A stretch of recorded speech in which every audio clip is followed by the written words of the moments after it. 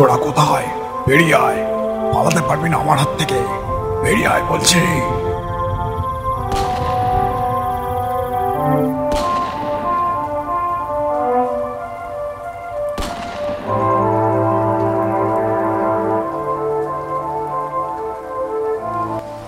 গাড়ির ছাদের ওপর চটর পটর করে বৃষ্টির শব্দ একভাবে হয়েই চলেছে। গাড়ির ভেতরে রেডিওতে একটা ভূতের গল্প চলছে মৃদুস্বরে।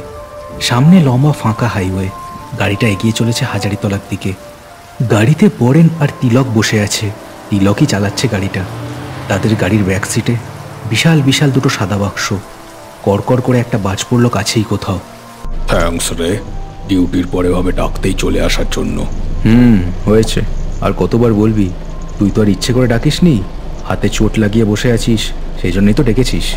হ্যাঁ, আর বলিস কেন, কাল সকালের মধ্যে ইছাগঞ্জের নার্সিংহোমে ওষুধগুলো না পৌঁছাতে পারলে চাকরি নিয়ে টানাটানি। হাতে চোট লেগে আছে দেখেও যে আমাদের গন্ডার মার্কা বসটা এসব কাজ আমাকেই কেন দেয় কে জানে। আর কি করা যাবে, কিন্তু তোর এই ঝরঝরে গাড়িখানা ইছাগঞ্জ অব্দি গেলেও এতে ফিরে আসতে পারবো কি? সে তুই আগে পৌঁছে তো দে, তারপর দেখা যাবে। আমার হাত ঠিক থাকলে নিজেই চালিয়ে দিব্যি চলে যেতাম। শুধু শুধু আমার জন্য আমারই গাড়ি তোকে ড্রাইভার সেজে চালাতে হচ্ছে। তিলক আর কোনো উত্তর দিল না। এতবার ধন্যবাদ দেওয়ার কি আছে কে জানে। আজ অফিস থেকে বাড়ি ফেরার পরেই বরেনের ফোন আসে। বলে ড্রাইভ করে দয়া করে তাকে যদি ইছাগঞ্জে পৌঁছে দেয় তো সারা জীবনের দাস হয়ে থাকবে। ফাঁকা হাইওয়ের ওপর তাদের পাশ দিয়ে থেকে থেকে বড় লরিগুলো মাঝে মাঝে চলে যাচ্ছে। তিলকের এত রাতে গাড়ি চালানোর তেমন কোনো অভ্যেস নেই। তা কোথায় ছিলি এই 3 বছর? সেই যে দৈনিক বাজারের অফিস ছেড়ে গেলি, আজ তারপর এই দেখা। আর কোথায় থাকবো ভাই, ওই সাংবাদিকের চাকরি ছাড়ার পরে একটা ভালো ওষুধের কোম্পানিতে চাকরি পেলাম। আর কতদিন ওই রোদে চলে খবরের রিপোর্টারগিরি করতাম বলতো? মাইনেপত্রও বেশ ভালো এখানে। বুঝলাম, তা কি নাম তোদের কোম্পানির? তিলকের প্রশ্নের কোনো উত্তর দিল না বরেন, যেন এড়িয়ে গেল। তার বদলে নিজের পকেটগুলো হাতড়াতে লাগলো। তিলক গাড়ি থামিয়ে দিল। একটানা গাড়ি চালিয়ে হাত দুটো ধরে গেছে তার। খেপে গেলি নাকি রে ভাই? কি তখন থেকে নিজের গায়ে নিজেই থাওয়া মারছিস? আরে না রে, একটা মস্ত ভুল হয়ে গেছে। ইস, কি হলো সেটা তো বল। ফোন টোন ফেলে এলি নাকি কোথাও? আরে না না, অফিসের আই কার্ড। কি যে ভুলো মন আমার, তুই নাম জিজ্ঞেস করতেই মনে হলো। সামনেই তো হাজারিতলার নাকা চেকিং, পুলিশ যদি ধরে তবেই কেলেঙ্কারি হবে। ও, এই ব্যাপার। সামান্য আই কার্ড আনিসনি বলে এত চিন্তা করছিস কেন? আমার আই কার্ড আছে তো। আর আমার আইডিতে দৈনিক বাজার প্রেসের নাম দেখলে কোনো ঝামেলাই করবে না, চাপ নিস না। ওহ, কি যে বলবো তোকে, তুই মানে চল যা হোক করে ইছাগঞ্জে পৌঁছে দে, তোকে বিরিয়ানি খাওয়াবো। তিলক শুধু একবার বাঁকা হাসলো, কিন্তু তার মনটাও খচখচ করতে লাগলো। কোন কোম্পানি সেটা তো বলল না বরেন। যাই হোক, সে আবার গাড়ি স্টার্ট দিল। বৃষ্টির তোর কখনো বাড়ছে কখনো কমছে। শহুরে এলাকা ছাড়াতে খুব বেশিক্ষণ সময় লাগলো না তাদের। এদিককার রাস্তা ফাঁকা ফাঁকা, দুধারে বিশাল বিশাল মাঠ, খুব দূরে উঁচু বিল্ডিংগুলো তাদেরই যেন দেখছে। প্রায় 20-25 মিনিট গাড়ি চালানোর পর হাজারিতলা নাকা চেকিংয়ের সামনে এসে থামলো তারা। তাদের সামনে একটা গাড়ি। বরেনের ধারণাই ঠিক, পুলিশ গাড়ি চেক করে তবেই ইছাগঞ্জের দিকে যেতে দিচ্ছে। আচ্ছা, তুই কি করে জানলি রে এখানে আজ পুলিশ থাকবে? আরে নিউজ পেপারে চাকরি করিস আর খবর টবর দেখিস না? মাস 2 আগে ইছাগঞ্জের জঙ্গলে ওই যে পুলিশটার বডি পাওয়া গেল না, তারপর থেকেই এখানে চেকিং চলছে। চেকিং না করে মাছিও বলতে দেবে না। আমি তো আগেও গেছি। হ্যাঁ, সেটা জানি, কিন্তু ভাবতে ভাবতেই একজন পুলিশ এসে তাদের গাড়ির কাছে ঠকঠক করলো। তিলক কাঁচ নামালো। জলের ছাট আসছে খুব মৃদু। কোত্থেকে আসছেন আর যাবেন কোথায়? কলকাতা থেকে আসছি স্যার, যাবো ইছাগঞ্জ। আমরা সে তো বুঝেছি, দেখি লাইসেন্স আর আইডি দিন। তিলক সব হাতের কাছে রেখেছিল। সে লাইসেন্স আর আইডি কার্ডটা এগিয়ে দিল। তা কি করেন আর কেন যাচ্ছেন ইছাগঞ্জ? ইয়ে স্যার, আসলে আমি মানে আমরা এই যে বাক্সগুলো দেখছেন, এতে মাছ কাঁকড়া এইসব নিয়ে যাচ্ছি এক আত্মীয়ের বাড়ি। একটা অনুষ্ঠান আছে তো তাই। পুলিশটির মুখ দেখে মনে হলো না সে এই কথাটা বিশ্বাস করলো। দেখি খুলুন ওগুলো, কি আছে বাক্সগুলোতে?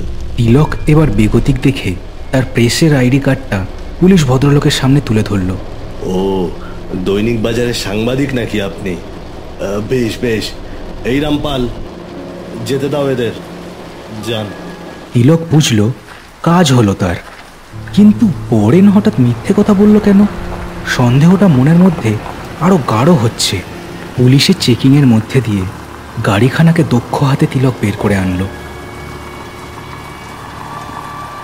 হু হু করে গাড়িটাকে চালিয়ে দিল এবার সে ইছাগঞ্জের ব্রিজের দিকে।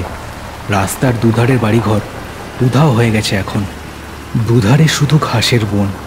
রোদে জ্বলে যাওয়া ঘাসের রং এখন বাদামি হলদে হয়ে গেছে। টানা ৩-৪ সপ্তাহ রোদ হওয়ার পর আজ সন্ধ্যে থেকেই নেমেছে এই বর্ষা। কি ব্যাপার বলতো? পুলিশকে হঠাৎ মিথ্যে বলতে গেলি কেন? ওরা ওষুধগুলো দেখলে কি হতো? আরে আমার কাছে তো আইডি কার্ড নেই রে, বুঝতেই তো পারছিস। বেকার ঝামেলায় জড়ালে শুধু শুধু দেরি হয়ে যেত, তাই না? তা ঠিক, কিন্তু ওই বাক্সগুলোতে ওষুধই আছে তো রে? আরে হ্যাঁ, তো আর কি থাকবে? কি যে বলিস। তিলক আর কোনো কথা বলল না। কি যে আছে কপালে আজ রাতে ভগবানই জানেন। এসব কথা ভাবতে ভাবতেই গাড়িখানা ব্রিজের দিকের বাঁকে ঢুকিয়ে দিল সে। কিন্তু বাঁকে ঢুকেই গাড়িটা থামিয়ে দিতে হলো তাকে। কি হলো রে? সামনে দেখ। আর কি হবে? কার মুখ দেখে যাত্রা করেছিলাম কে জানে। কি সাংঘাতিক কাণ্ড! তবে এবার যাবো কি করে? আজ রাতের মধ্যে না পৌঁছলে যে হয়ে গেল। তিলক দেখল বরেনের মুখে এবার ভয়ের ছায়া নেমেছে। একটা ওষুধ ডেলিভারির জন্য এত ভয় পাওয়ার কি কারণ থাকতে পারে? সে আর কোনো কথা না বলে গাড়িখানা ব্যাকের দিকে নিতে শুরু করলো। অন্য রাস্তা নিশ্চয়ই থাকবে কোথাও, সেটাই খুঁজতে হবে।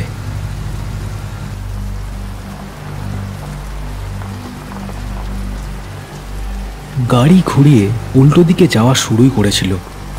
হঠাৎ মনে হলো গাড়ির সামনে দিয়ে কি একটা চলে গেল। কি হলো? আবার থামলি কেন রে? তিলক হেডলাইটে রাস্তাটাকে বেশ কয়েক মুহূর্ত ধরে দেখল। তারপর বুঝলো বৃষ্টিতে আর আলোতে চোখে তার ধাঁধা লেগে গেছে। না, কিছু না, চোখে ধাঁধা মতো লেগে গেছে।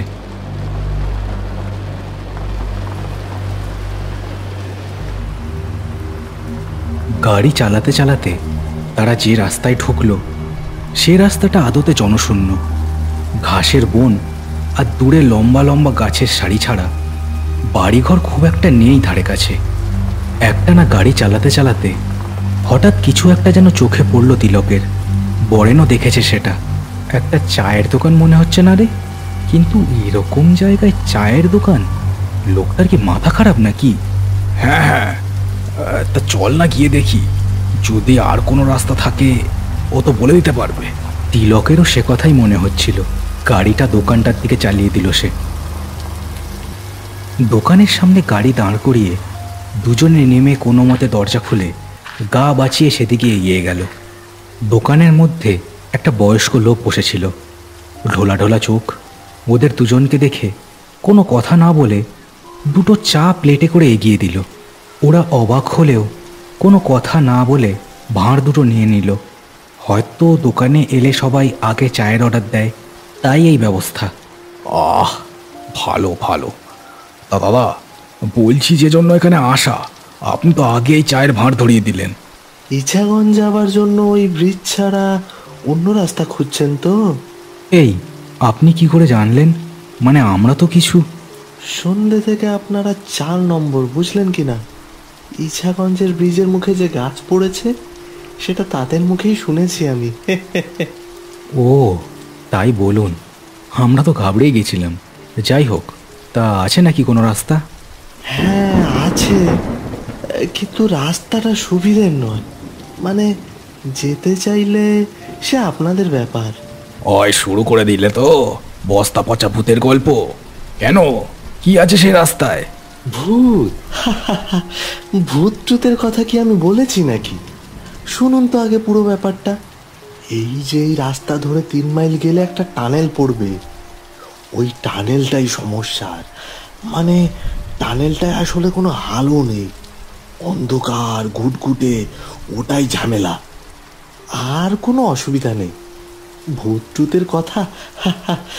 আপনারা কি বাচ্চা ছেলে যে ভূতের কথা বলে ভয় দেখাবো? তাও ভালো, হ্যাঁ, আমি তো ভাবলাম।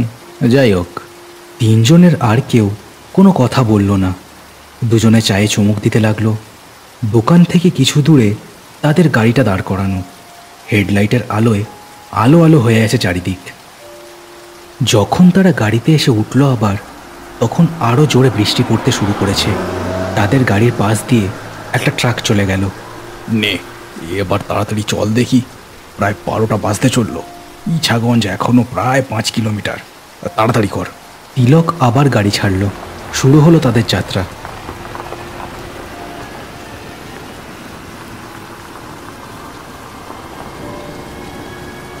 এবারের পথ যেন আরও বেশি জনহীন। এতক্ষণ মূল হাইওয়েতে তাদের পাশ দিয়ে একটা দুটো ট্রাক যাচ্ছিল, এখন আর কোনো গাড়িই দেখা যাচ্ছে না। বেশ অনেকক্ষণ চলার পর আবার একটা বাঁকের মুখে গাড়ি থামিয়ে দিল তিলক। সামনে একটা ঘাড় বাঁকা টিনের সাইনবোর্ড। বিদ্যুতের আলোয় সেটার গায়ে লেখা চোখে পড়ল। আমার মন খুঁতখুত করছিল, কিন্তু ঠিক রাস্তাতেই আছি, বুঝলি তো? ওই দেখ সাইনবোর্ড। দেখেছি। বরেনের মুখে কেমন যেন কালো ছায়া পড়েছে একটা, সাথে ভয়ও ছাপ ফেলেছে। তিলক টানেলের রাস্তার দিকে গাড়ি ছুটিয়ে দিল। পিচের রাস্তাটা চারিদিকে ভাঙা, দেখে মনে হয় বহুকাল এ রাস্তায় কেউ আসেনি। বহু কষ্টে তিলক গাড়িটাকে সোজা রাখছে। লোকটা বলল তাদের আগে 4 জন এখানে এসেছে, কিন্তু রাস্তায় আর তো কোনো গাড়ি দেখল না তারা।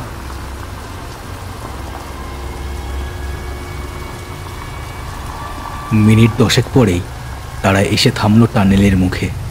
টানেলের ভেতরটা সত্যি খুটখুটে অন্ধকার। দেখে মনে হয় যেন মহাশূন্যের আঁধার জমাট বেঁধে আছে সেখানে। তিলকের বুক ঢিপ ঢিপ করে উঠল সামনের দিকে তাকিয়ে। তবু শক্ত হাতে স্টিয়ারিংটা চেপে ধরল সে। বরেন কিন্তু নির্বিকার। হেডলাইটের আলোতে সামনের পথ মাত্র কয়েক হাত দেখা যাচ্ছে। আলোর সীমানার বাইরে অন্ধকারে মনে হচ্ছে যেন বিশাল বিশাল কালচে দানব গাড়িটাকে ধরার জন্য হাত বাড়াচ্ছে বারবার। আরও একটু জোরে চালা ভাই, আজ রাতের মধ্যে যা হোক করে এই ওষুধগুলোকে পৌঁছে দিতেই হবে। কি ব্যাপার বলতো, এত তাড়া দিচ্ছিস কেন? দেখতেই তো পাচ্ছিস সামনেটা কি খুটখুটে অন্ধকার, কিচ্ছু দেখতে পাচ্ছি না। যত সব। আরে রেগে যাচ্ছিস কেন? আমার দিকটা তো দেখ। ওগুলো পৌঁছে না দিতে পারলে বস আর আস্ত রাখবে না। আর বেশিক্ষণ বাক্সের মধ্যে থাকলে যদি জং টং। কি কি বললি? জং ধরবে মানে? তাদের কথা শেষ হলো না, হঠাৎই গাড়িটা ঝপাত করে থেমে গেল। মনে হলো কাদায় চাকা দেবে গেল যেন। দুজনেই হুমড়ি খেয়ে পড়ল। আরে কি হলো? এভাবে ব্রেক মারলি কেন? আমি ব্রেক মারিনি রে। নাম নাম দেখি। গাড়িটার আবার কি হলো? দুজনে হাতে টর্চ নিয়ে গাড়ি থেকে নেমে গেল। তারপর গাড়ির পেছনের চাকার দিকে আলো ফেলল। চমকে উঠল আলো ফেলেই। কালো কালো মানুষের হাত যেন স্যাঁত করে টানেলের মাটিতে সেঁধিয়ে গেল। হাতগুলোই যেন চাকাগুলোকে ধরে রেখেছিল এতক্ষণ। ওটা ওটা কি ছিল? এই তিলক, তুই দেখলি? তিলকের মুখ ততক্ষণে ভয়ে সাদা হয়ে গেছে। যা দেখছে তা কি আদেও সত্যি? হঠাৎ বরেন এক লাফে গাড়িতে উঠে গাড়ি স্টার্ট দিতে শুরু করলো। তিলক হতভম্ব হয়ে গেল তার কাণ্ড দেখে, কিন্তু গাড়ি স্টার্টই হলো না আর। কি কি করছিস তুই? আরে তোর হাত, কি করছিস বরেন? বরেন আবার নেমে পড়ল গাড়ি থেকে। দু চোখে তার কেমন যেন খুনে খুনে দৃষ্টি। শালা, এ জায়গায় এনে আমাকে এভাবে আটকে দিলি? তুই বেটা টিকটিকি রিপোর্টার, তুই আগে থেকেই সব জানতিস, তাই তো? মানে কি জানবো? কি বলছিস তুই? আমি তো কিছুই বুঝতে পারছি না। কি বলছিস? চুপ! তোকে আমি এখানে এবার খুন করব। টিকটিকিগিরি ঘুচিয়ে দেবো তোর। বলে সে তার দিকে দুপা এগিয়ে গেল, চোখে হিংস্র দৃষ্টি। তিলকও দুপা পিছিয়ে গেল। হঠাৎ বরেনের গাড়িটা স্টার্ট হলো আর ফুল স্পিডে গিয়ে ধাক্কা মারলো টানেলের এক দেওয়ালে। প্রবল আওয়াজে কেঁপে উঠল চারদিক। দুজনে পাথরের মতো দাঁড়িয়ে রইল নিজেদের জায়গায়। তিলক কাঁপা কাঁপা হাতে হাতের টর্চটা একবার সেই দিকে ফেলল। দেখল ভাঙা গাড়িটার মধ্যে পড়ে আছে সেই সাদা বাক্সগুলো। সেগুলো ভেঙে ভেতরের জিনিসগুলো বেরিয়ে পড়েছে। ওষুধ নয়, সেগুলো সব বন্দুক, হ্যান্ডগান, দেশি পিস্তল। এইসব কি বরেন? এইসব কি? বরেন আর কোনো কথা বলল না। পকেট থেকে একটা চকচকে ছুরি বের করে তার দিকে এগিয়ে এলো। রাগে যেন সারা শরীর কাঁপছে তার। এমন সময় প্রবল অট্টহাসিতে ফেটে পড়ল টানেলের চারদিক। রক্ত জল করা এক হাসি। তিলকের চোখে পড়ল তাদের থেকে হাত 10 দূরে দাঁড়িয়ে একটা লোক তাদের দিকে জ্বলন্ত দৃষ্টিতে দেখছে। কে কে কে ওখানে? বরেনও সেদিকে তাকিয়েছে। তাকিয়েই তার মুখ রক্তশূন্য হয়ে গেছে। হাত থেকে ছুরিখানা পড়ে গেল। বিজয়বাবু, আপনি? লোকটাকে এবার ভালোভাবে দেখতে পেল তিলকও। লোকটার গায়ের জামাটা সাধারণ হলেও কোমরে পুলিশের বেল্ট, আর সারা গায়ে বেশ কয়েকটা ফুটো। সেখান দিয়ে এপার ওপার পরিষ্কার দেখা যাচ্ছে। মুখটা দেখে তিলকের মনে পড়ল কদিন আগে তাদের দৈনিক বাজারেও এই মুখের ছবি ছাপা হয়েছে। কি ভেবেছিলি বলতো? আমাকে সরিয়ে দিতে পারলেই তো রাস্তা সাফ। বল, সেদিন হঠাৎ পিছন থেকে গুলি না করলে ওই দিনই তোর কোমরে দড়ি পড়াতাম আমি। ঠিক আছে, তখন পারিনি, কিন্তু এখন তো আর কোনো বাধা নেই। কোনো বন্দুকের গুলি আর আমাকে আটকাতে পারবে না। বরেনের মুখটা যেন মরা মাছের মতো হয়ে গেছে। হঠাৎ একগাছা দড়ি উপর থেকে এসে সোজা গলায় আটকে গেল তার, ঠিক যেন ফাঁসির দড়ি। তিলক বিস্ফারিত চোখে দেখল বরেনের দেহটা মাটি থেকে উপরে উঠে গেল। কয়েক মুহূর্ত, তারপর প্রবল এক ঝাঁকুনি আর মট করে একটা শব্দ। দেহটা ঝপাত করে মাটিতে এসে পড়ল, আর তার চোখের সামনেই শরীরটাকে কালো কালো হাত এসে টানেলের মাটিতে সমাধি দিয়ে দিল। এবার একটা প্রবল হাওয়া দিতে শুরু করলো। কনকনে ঠান্ডায় যেন শরীরটা জমে যেতে শুরু করলো তিলকের। হঠাৎ দূরে একটা আলো দেখতে পেল সে। মনে হলো কেউ যেন হাত ছানিয়ে দিয়ে ডাকছে তাকে। কোনো মতে সে সেদিকে এগিয়ে গেল। দেখল সেই চা দোকানের লোকটা হাতে এক চোখা একটা আলো নিয়ে দাঁড়িয়ে আছে। বাঁচতে চাইলে আমার কাছে এসো বলে লোকটা এগোতে শুরু করলো। তিলক আর কোনো কথা না বলে তার পেছন পেছন চলল। প্রবল ঠান্ডা হাওয়া বইছে টানেলের মধ্যে। কি কি হচ্ছে এখানে? এখনো বোঝনি? তোমার ওই বন্ধুটি চোরা অস্ত্রের কারবারি ছিল। 2 মাস আগে ইছাগঞ্জ থানার অফিসার বিজয় সান্যালকে ওদের দলটা খুন করে ওই ইছাগঞ্জের জঙ্গলে। কিন্তু কি জানো তো, পাপ কাউকে ছাড়ে না।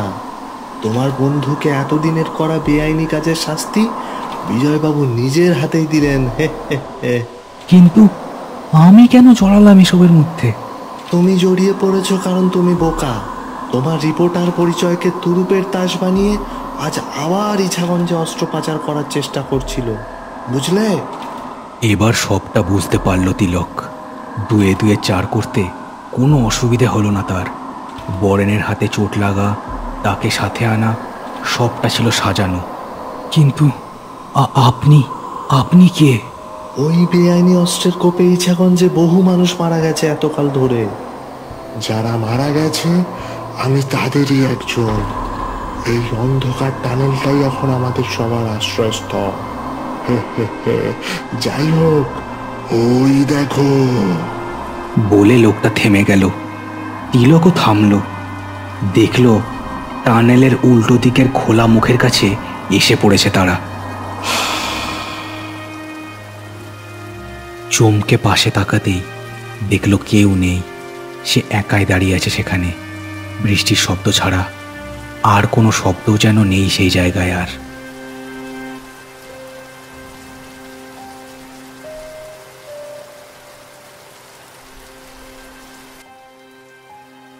শেষ হলো কার্টুনস অ্যানিমেশনসের আজকের গল্পের পরিবেশনা। আজকের গল্পটা কেমন লাগলো সেটা আমাকে কমেন্ট করে জানাতে বলো না। চ্যানেলটাকে সবাই সাবস্ক্রাইব করে দিও আর গল্পটাকে শেয়ার করে দিও তোমার বন্ধুদের সাথে। দেখা হচ্ছে আর পরের ভিডিওতে। সবাই খুব ভালো থেকো।